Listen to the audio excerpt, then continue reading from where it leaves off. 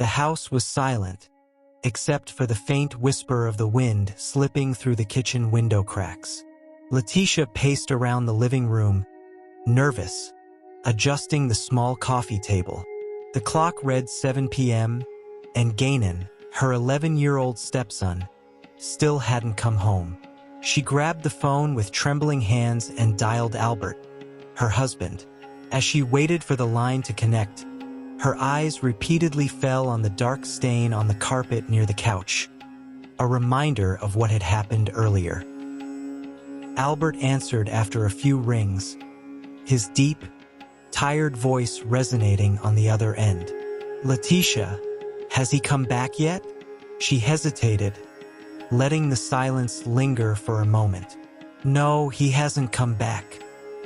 I'm worried," she replied, her voice fragile and controlled, trying to sound sincere.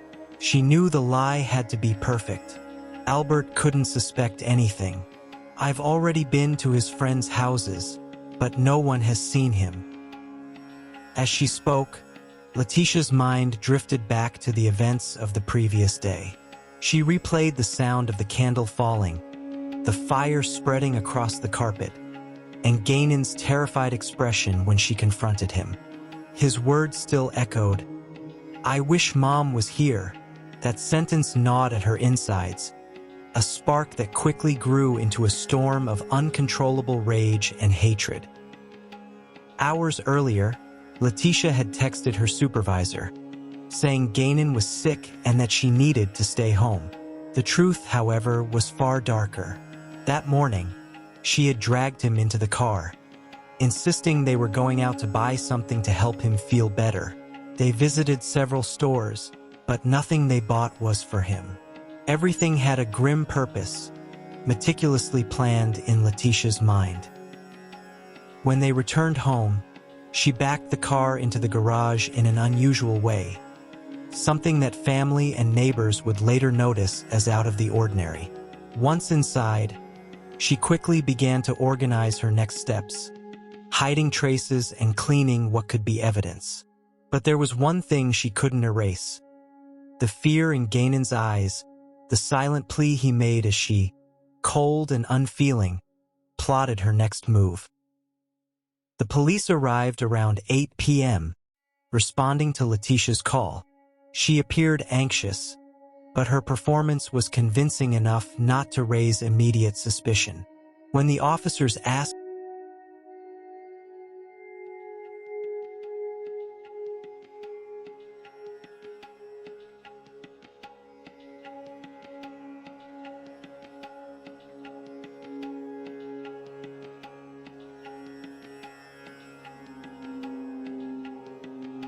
in the early hours of January 27th, Letitia texted her supervisor, stating that her stepfather had died in an accident and that she couldn't come to work. It was another carefully crafted lie to cover her tracks. A few hours later, she sent another text, this time claiming that Gainan was sick and needed her care.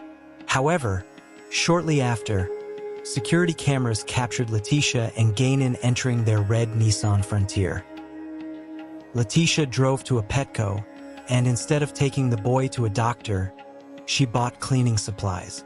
Gainan sat quietly in the passenger seat, confused, not understanding what was happening. He trusted her, even as a growing discomfort churned inside him. When they returned home, Letitia once again backed the car fully into the garage, a clue to what was about to unfold. She bought trash bags, vinegar, baking soda, and carpet cleaner. These weren't typical purchases for a mother caring for a sick child. It wouldn't be long before authorities figured out what these items were really for. But for now, Letitia was confident her plan was flawless. Gainan was at home, lying on the couch, but his fate had already been sealed. Tension in the house increased as the hours passed. Gainan barely moved, his eyes heavy and filled with sadness. Letitia watched him, feeling a mix of relief and despair. The moment she had feared was approaching, and she knew there was no turning back. When the stillness of the night set in, she acted. Guénon lay on the couch, vulnerable, when Letitia advanced with cold determination. A muffled sound broke the silence, followed by a pained groan from the boy. He didn't have time to react. Letitia, driven by hatred and desperation to protect her secret, didn't hesitate. The blood that stained the carpet was only the beginning of her macabre work. That same night, while Guénon fought for his life, Letitia began cleaning the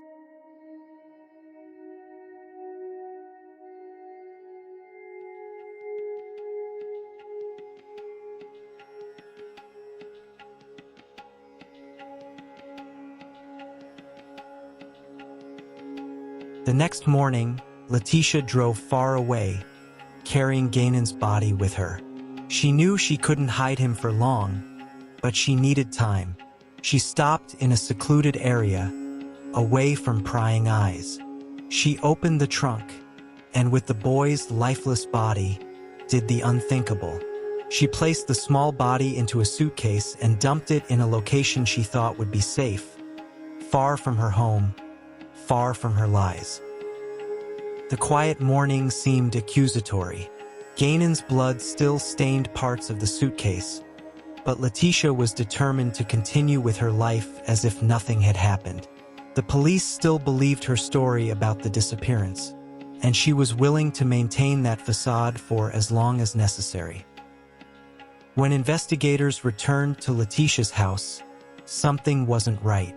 The strong smell of cleaning products hung in the air, and Letitia's behavior was unsettling. She spoke quickly, trying to divert the officers' attention away from the problematic areas of the house. But one of the policemen noticed something. The carpet, cut irregularly, indicated that there was more than just an accidental burn.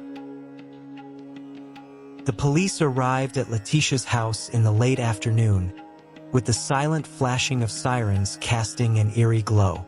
The setting sun illuminated the facade, casting long, twisted shadows across the entrance. When the door opened, Letitia greeted them with a calmness that didn't fit the situation. Her eyes were dry, her tone controlled, as if she were merely expecting a casual visit. However, the officers knew that this facade concealed something much darker. They entered the house cautiously, observing every detail. The strong smell of cleaning products was the first sign that something was wrong. A heavy atmosphere hung in the air, triggering the investigators' instincts. While Letitia tried to keep the conversation light, talking about Guénon's supposed disappearance, the officers' keen eyes scanned every corner, noticing objects out of place. That's when one of the officers, stepping near the couch, noticed something odd about the carpet. "Do you always back the car into the garage?" one of the investigators asked, attempting to divert the conversation as another officer discreetly examined the carpet. "Usually no," Letitia replied, her voice betraying slight hesitation. The officer who had noticed the irregular carpet crouched down. A subtle, uneven cut in the fabric caught his attention. He ran his hand over the area, noticing the texture was different, as if something had recently been removed or replaced. "What happened here?" he asked, his voice laced with suspicion. Letitia hesitated for a second before responding that Guénon had knocked over a candle, causing the burn on the carpet. But the officers were not satisfied with that simple answer. As she spoke, other officers headed toward Guénon's room. At first glance, the room seemed normal, but small details stood out. A faint bloodstain on the mattress, barely noticeable, and the absence of clothes he would regularly wear. Minutes dragged on as the tension in the house grew. From that moment, everything would change. One of the officers then announced that they would need a forensic analysis of the house. Letitia tried to argue, but the decision had been made. The experts were called in to conduct a more thorough examination. And that's when the truth began to surface. With the arrival of the forensic team, the atmosphere shifted. Letitia began to show signs of nervousness, incessantly fidgeting with her hands, pacing back and forth. The experts used luminol to reveal blood traces that were invisible to the naked eye, and the discovery was shocking. Blood was found on the carpet in the living room, on the couch, and even in the hallway, all connected to Gainan. Each new find added to the growing sense of unease. In Letitia's car, forensic experts found traces of blood in the trunk. The back seat seemed to have been recently cleaned, but not thoroughly enough to remove all the evidence. Trash bags, cleaning products, and a blood-soaked cloth were discovered in the back of the garage. One of the forensic experts, focused on his tools, revealed the most shocking discovery. Gainan's blood was not only on the carpet and the couch but also on the walls of the basement, where Letitia had attempted to cover up her grisly deed. The blood was aspirated, a clear indicator of a fatal wound.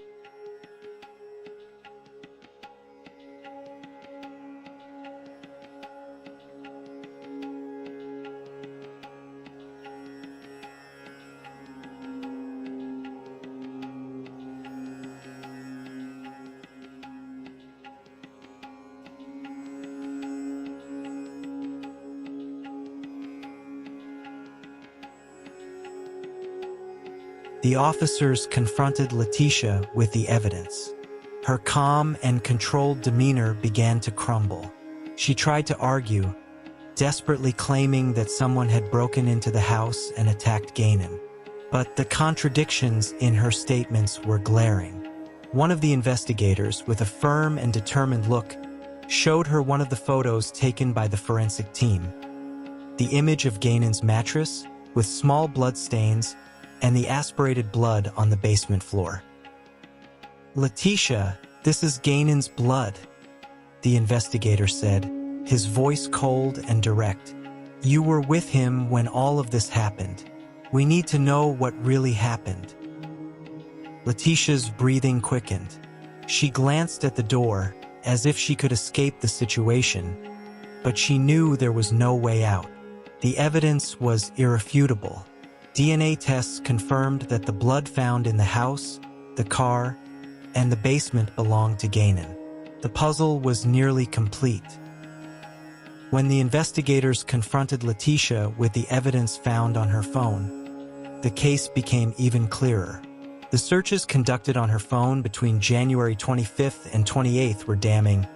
How to clean blood from carpet, how to get rid of a body, and how long does it take for a body to decompose? Each new discovery tightened the noose around Letitia. Her expression became empty, as if she were processing the inevitable reality of her arrest. The calm demeanor she had tried so hard to maintain was crumbling. The police knew they were close to closing the case. All that was left was a final confession, one that would never come. Letitia was handcuffed and taken to the station, while the forensic team continued to search every corner of the house, uncovering more and more evidence of the violence that had taken place there.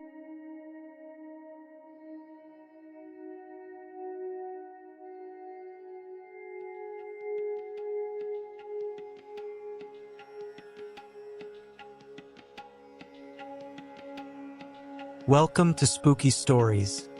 I'm Milo, your guide through the chilling and the unknown. Here, we dive into terrifying tales that will keep you on the edge of your seat. Join our community of thrill seekers, and let's explore the darkness together. If you're curious about how I keep my concentration, efficiency, performance, and mental health at their peak every day, I'm going to share with you 2 resources that I use daily in my video creation routine. First, breathing for sleep.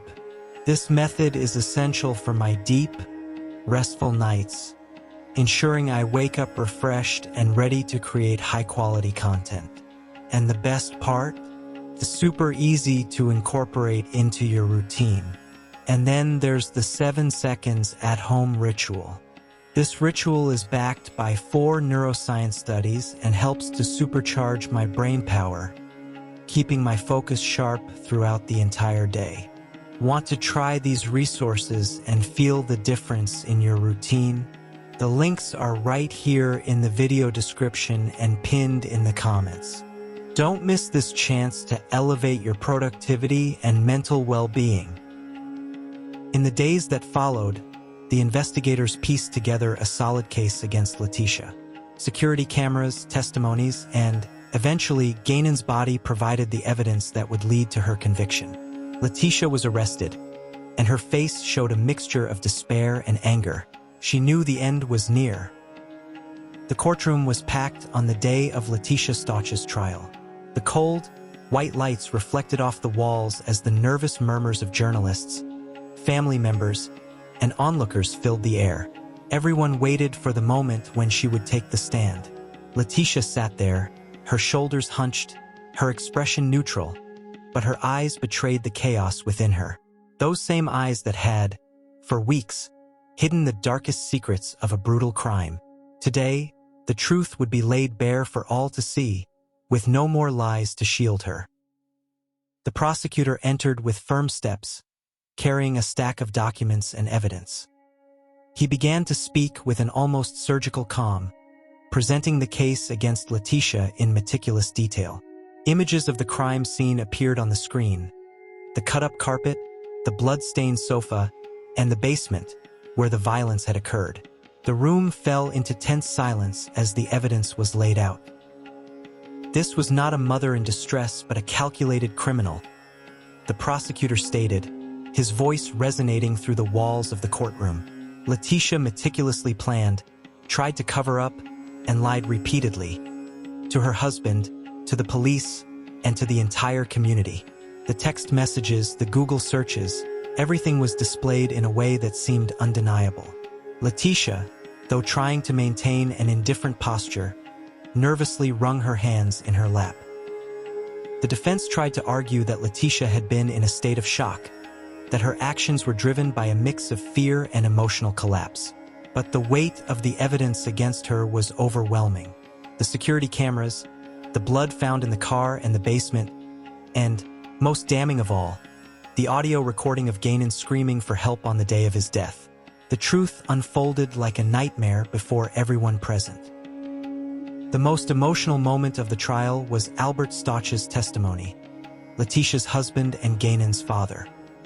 His presence in the courtroom was a painful reminder of the loss of his son, and his voice trembled with emotion as he was called to the stand. "I trusted her. I thought she was taking care of my son while I was away serving the country," Albert said, his voice heavy with grief. He looked directly at Letitia. "But she destroyed our family. She took from me what I loved most." The prosecutor's closing statement was devastating. Letitia Stotch had every opportunity to avoid this tragic outcome, he said, pointing to the defendant. But instead, she chose violence. She chose to deceive. She chose to silence Gainon forever. His words echoed in the minds of everyone present. After days of trial and deliberation, the jury gathered to deliver their verdict. The decision came quickly, almost inevitably. When the verdict was read, Letitia remained motionless, her eyes fixed on the floor. Guilty. The voices of the jury confirmed what everyone already knew. The judge looked at her with an expression that conveyed the gravity of the moment. "Letitia Stotch," he began, his voice grave, "you were sentenced to life in prison without the possibility of parole, along with additional sentences totaling 156 years, the maximum allowed by the state." The words echoed through the courtroom, making the air even heavier than before. Letitia showed no emotion. The cold mask she had worn throughout the trial remained intact. But her fate was sealed. The courtroom slowly emptied, and as Letitia was led away by the officers, whispers of relief and justice rippled through the room. However, for Albert and Gainon's family, that moment of justice could never bring back the boy they had lost in such a cruel manner. Gainon's story, marked by cruelty and the betrayal of someone he trusted, would never be forgotten. and Letitia Stotch's name would forever be etched in the darkest pages of justice. A reminder that even those meant to protect can become the greatest executioners. Now that you've uncovered the dark truth behind the story, it's time to reflect. How many situations like this are happening around you without your knowledge? Are you paying attention to the signs? Would you have made a different choice?